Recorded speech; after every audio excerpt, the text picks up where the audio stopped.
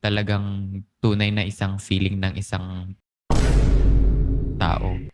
And yun lang. Respect for Iba-iba. Iba-iba yung ayun. ano. It's their own perception Yeah. naman eh. And we Iba-iba can opinion. demand.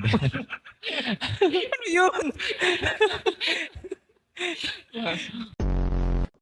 Sigurong nagdi-disagree doon.